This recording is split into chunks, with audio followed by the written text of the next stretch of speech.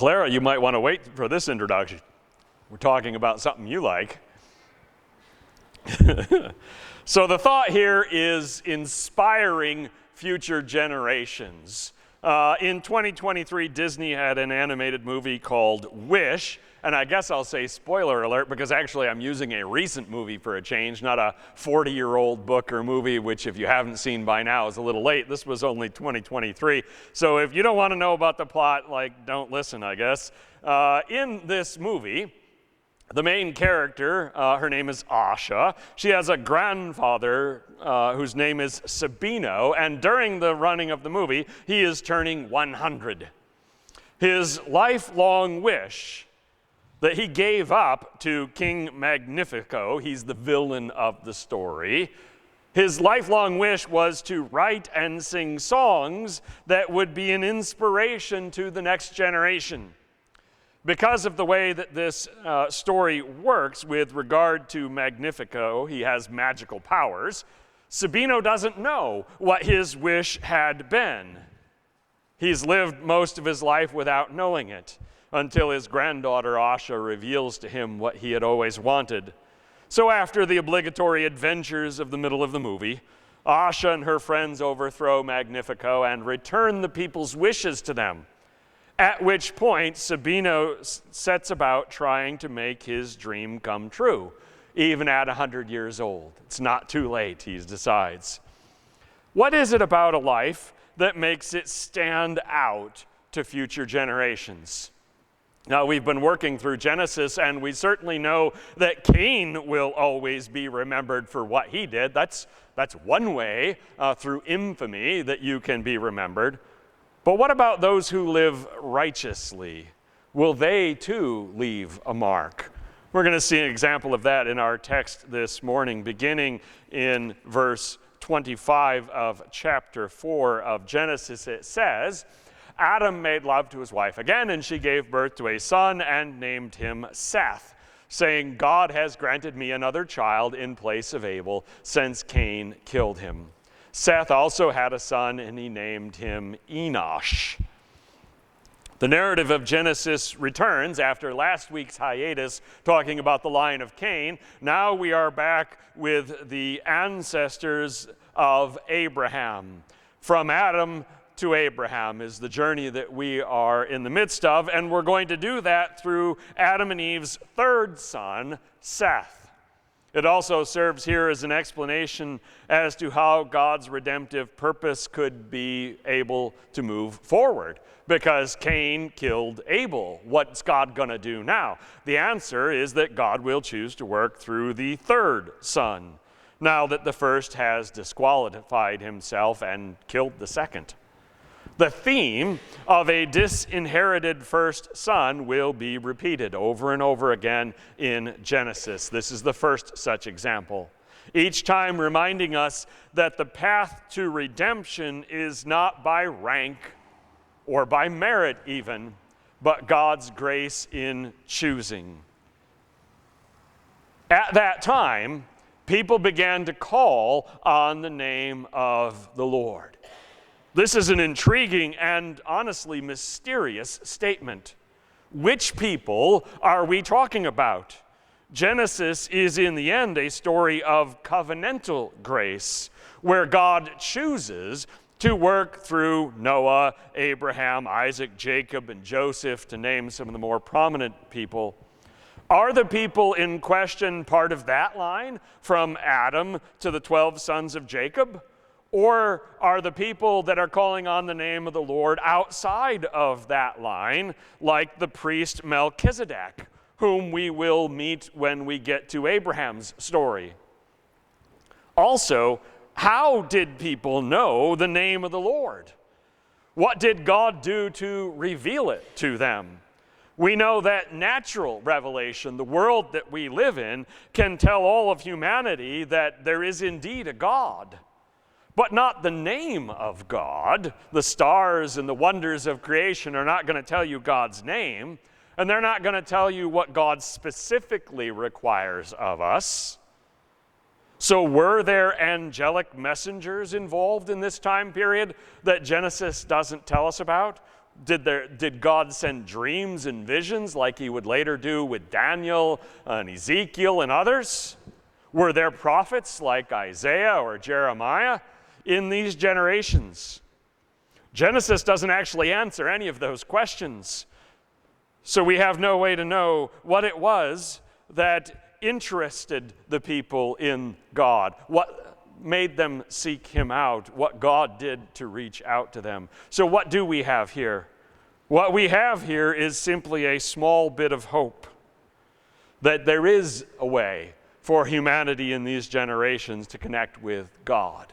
Because after Adam and Eve's failure, after Cain's murder of his brother, we might have been left wondering, is anybody connecting with God at this time period? And now we know that they were. We'll continue with that thought when we get to the one big example in this section. Verse 1 of chapter 5 says, this is the written account of Adam's family line. That's a straightforward statement on the surface, but it also reminds us of an important fact that will influence how we view the upcoming list of names and years. This is a literary account. It doesn't serve a historical purpose, nor even really a genealogical one, strictly speaking. The purpose of this passage is based in the conventions of literature, the literature of the ancient Near East. In other words, the list is a composed one by Moses that reflects the needs of his audience, the ancient Israelites. What did they need to know about the generations between Adam and Abraham? This serves part of that function. When God created mankind, he made them in the likeness of God. He created them male and female and blessed them, and he named them mankind when they were created.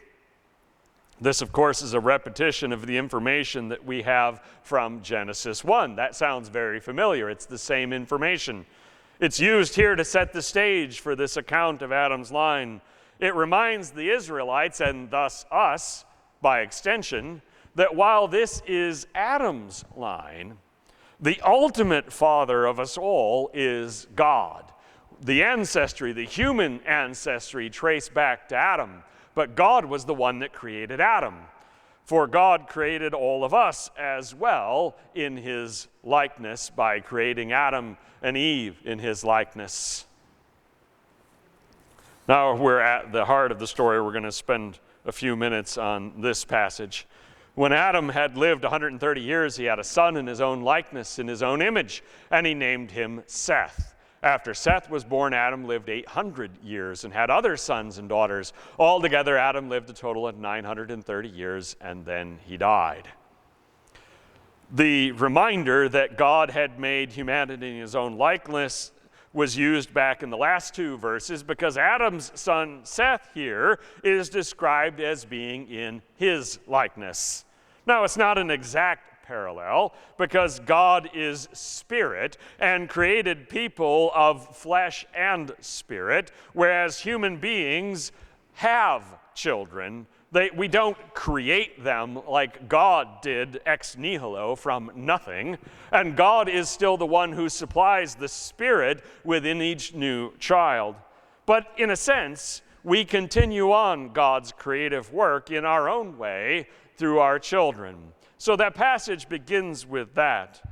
Now, beginning in verse 4, through verse 32, the remainder of our section this morning, we will mostly follow the same formula. There will be the name of the Father, then the name of the Son, how long he lived before and after that Son's birth, followed by the total number of years. And ever present at the end of each one will be, and then he died. There's one example to that, one exception to that, and that, of course, will be Enoch, and in verse 24, and we will pause and certainly look closer at Enoch. So what does the repeated pattern here tell us about the nature and purpose of this list? Now, let's think about that. Number one, there are 10 generations listed, and as you know, 10 is a round number. It's very likely a symbolic number, more than it is meant to be taken as an exhaustive list of every father to son from Adam to Noah. Which means that this is probably a genealogy that skips generation, with that repeated phrase, he became the father, being more appropriately translated as ancestor, which of course the Hebrew would allow for that. So this could be translated, he became the ancestor of, each time we hear father. That's one thing for us to consider. We don't know how many generations are included here. Seth to Enoch, or Enosh, Enosh to Kenan, Kenan to Mahalalel, and so on, as we will see. Each of these could be one generation, or several generations, or many generations. That's a convention in the literature of the ancient Near East. It's not something we're putting on the text. It's something that could be designed in the text, because that's the way they looked at these things. But what about the numbers themselves? We've got three primary interpretive choices before us for these numbers. Number one, they are actual years, meaning that the generations from Adam to Noah lived an extraordinarily long amount of time. The text doesn't offer any particular explanation as to why that might be, why the age-old 70 doesn't apply from the very beginning. I've read various speculations on this, but they're pure speculation as to what might have been different about the world before the flood, kind of thing, that would allow people to live a lot longer. It's guesswork, because again, Genesis doesn't say anything about that. So that's one way to take this, and many people do, and that's fine. Second way to take these numbers would say they have symbolic value. They're not meant to represent years at all, but actually something else. If that's the case, it would have been understood by Moses' audience what these numbers mean, but it's very difficult for us to see any pattern, any symbolic value in the numbers. I don't think that's very likely, but it's a possibility.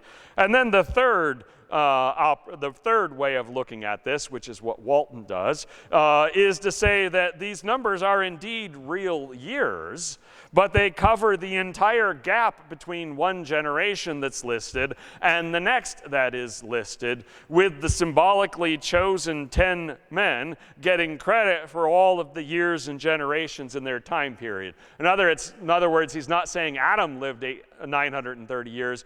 Genesis is saying Adam and all the people between him and the next one in line were 930 years, and between him and all the next people in line were X number of years.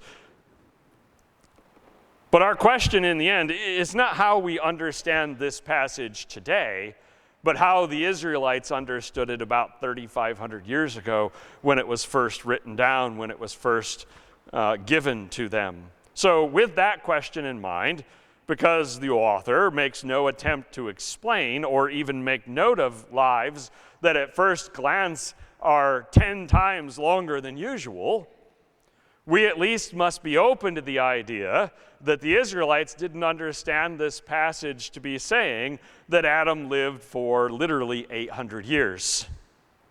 Along those lines, we have numerous examples of genealogies in Scripture that skip generations to focus on important individuals along the way, or to choose a number of them to reach a symbolic total, as again we've mentioned in Matthew's account of Jesus. The sides of his genealogy have symbolic value. He picks the ones he wants for the list.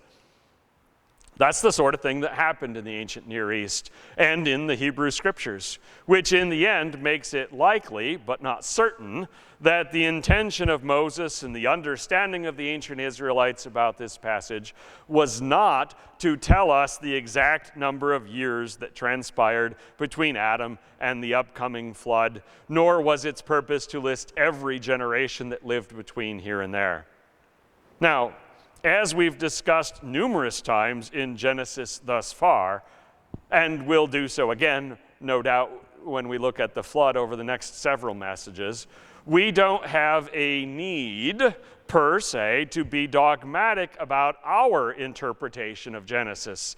As long as we maintain the authority and the relevance of God's Word, we can maintain fellowship, even good relationships, between those who view the entire portion of Scripture between before Abram's arrival in chapter 12 as being constrained by young earth creationist views, like Answers in Genesis would be the most famous organization.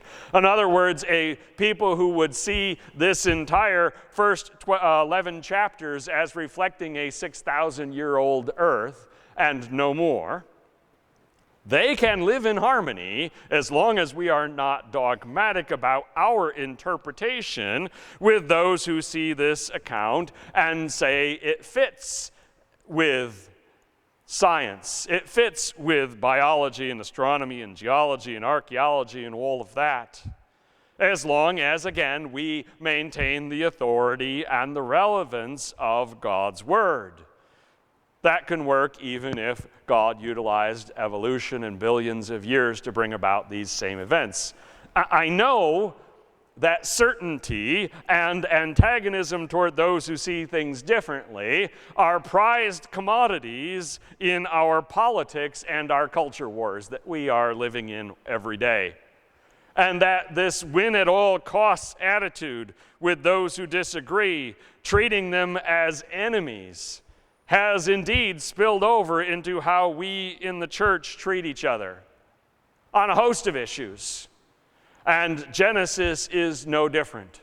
I have seen people who view Genesis one way and people who view it another, acting like the people who disagree with each other are enemies, like they must be destroyed and defeated. But it shouldn't be that way. We can do better as a church than that. In fact, Jesus Christ commanded us to do better than that. He commanded us to love each other, whether or not we all understand the first part of the book of Genesis the same way or not. And so, of course, that is my plea. I am once again saying to you, there were three ways that people look at this text. I don't really care which one you understand, which one you accept. That's fine. It's not a big deal. I'm here to let you know what the options are, not to tell you what you have to think about it. That's a very Baptist way of doing things, by the way. That's our heritage, is to educate and inform, not to dictate. So hopefully we're living up to that. So let's take a look at the pattern as it unfolds. When Seth had lived 105 years, he became the father of Enoch. After he became the father of Enoch, Seth lived 807 years and had other sons and daughters. Altogether, Seth lived a total of 912 years, and then he died. So Seth's story mirrors that of Adam, with only the names and the numbers changing. The pattern continues. When Enoch had lived 90 years, he became the father of Kenan. After he became the father of Kenan, Enoch lived 815 years and had other sons and daughters. Altogether, Enoch lived a total of 905 years, and then he died. The pattern continues. There's not really anything for me to add here, right? Because we don't know anything about the life of Enoch other than his name and these numbers.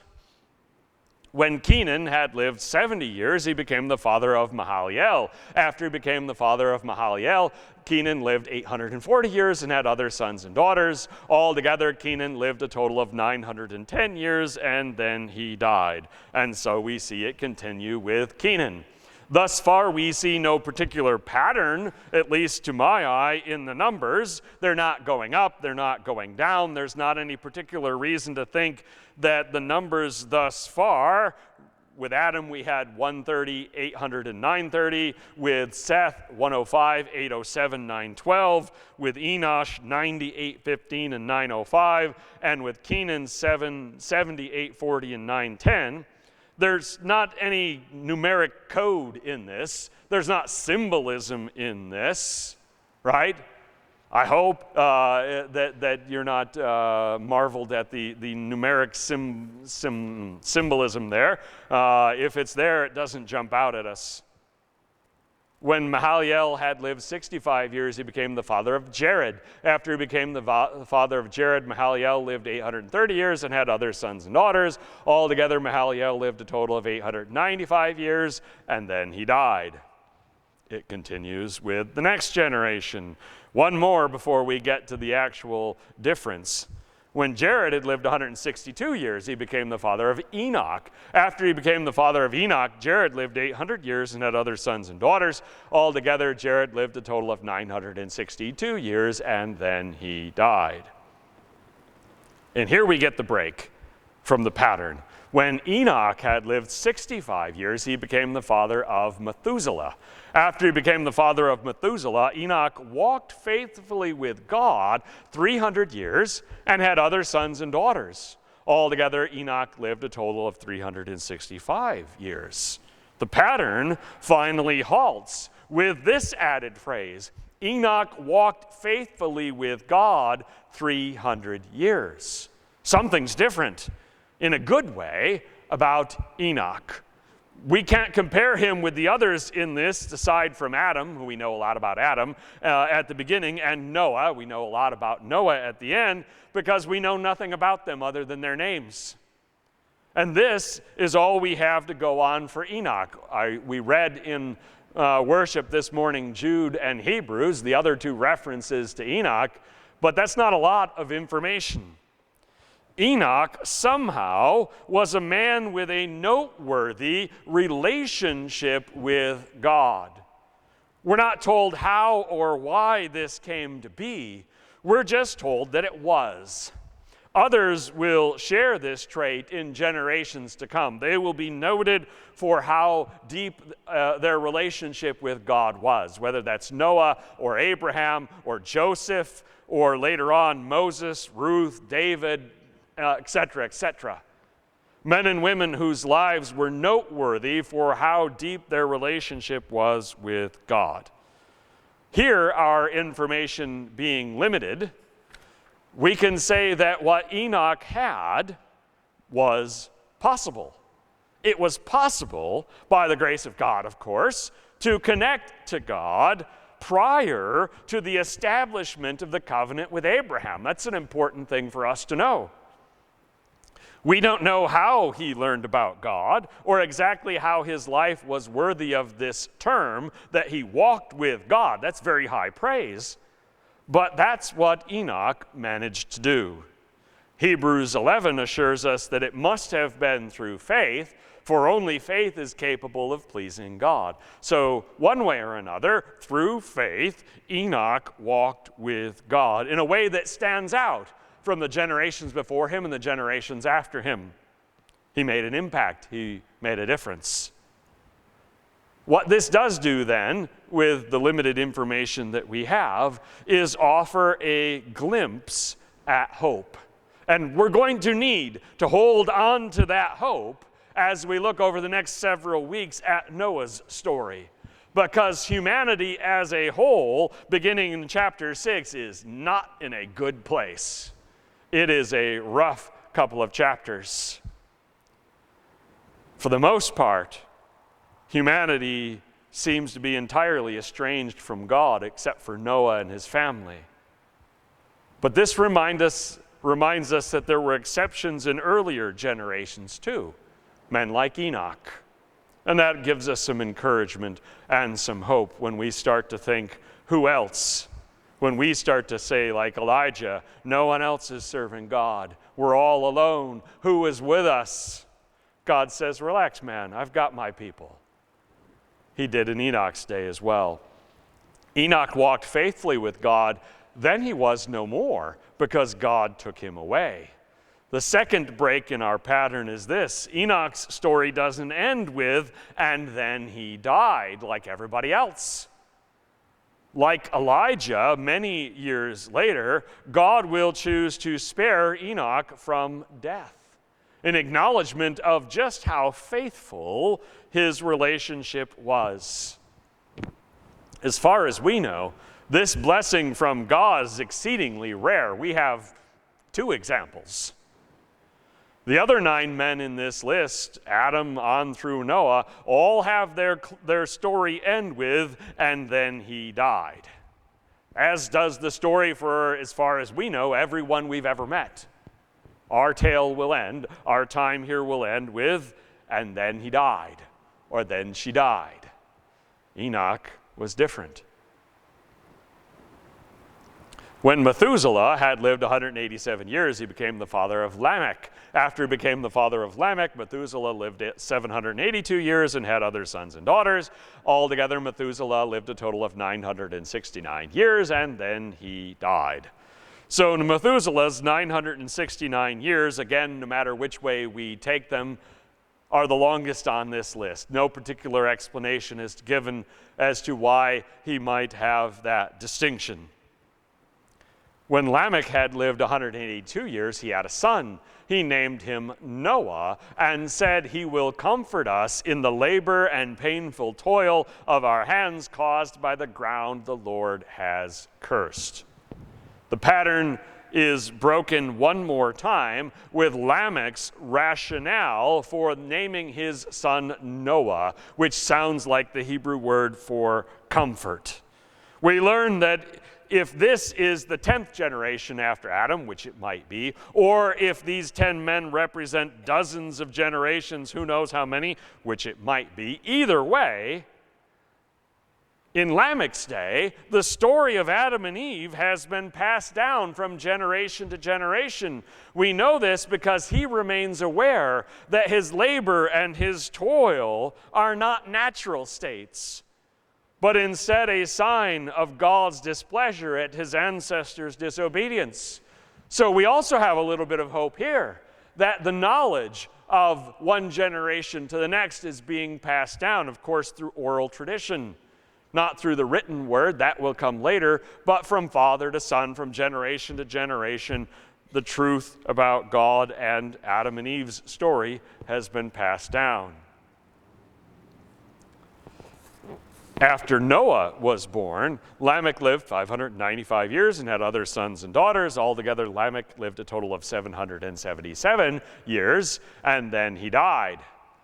Lamech's tale concludes in the usual way after this brief interlude about the choice of Noah's name. Of course, his 777 years ending with a very symbolic number on the year of the flood.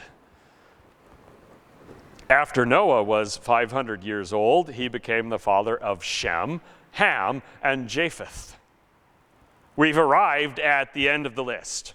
Moses' narrative has now prepared his readers, and us today, to see Noah's upcoming story in the broader context of the journey from Adam to Abraham that it is a part of. We will also see a change in that 3 of Noah's sons are named, not just the first one. And that will be revealed to be a relevant piece of information as the story unfolds beginning in chapter 6. Normally, when I finish a sermon, the applications from the text are really simple. I just look back on what I've done, what I've written, what I've talked about, and really the primary challenge is how do I narrow it down to 2 or 3, sometimes 4 things? How do I make them succinct enough that they fit on one PowerPoint screen without making the font super small, but also make them short so hopefully you can remember them? It was a little bit more of a challenge this week to say, all right, what are we taking from this list? Genealogical lists, lists of names and numbers, they could be a challenge. So these are the 3 that I came up with. Number 1, whether we've covered here in the last few minutes 10 generations or many, either way, God's will and God's purpose continue to unfold in Genesis. We saw that with Enoch. We saw that with Lamech's understanding of the story. Second, even before the covenant with Abraham and long before the giving of the Torah at Sinai, God was working with and through those who called upon the name of the Lord. And that's an important understanding for us. God's work can go beyond what we would expect. 3, It may not be common. I honestly have no idea how many people deserve this title, but the ability to walk with God by faith, like Enoch did, has always been available to humanity. If it's always been available to them in the past, it's available to us here and now too. We can be known as people that walked with God. And that's encouraging.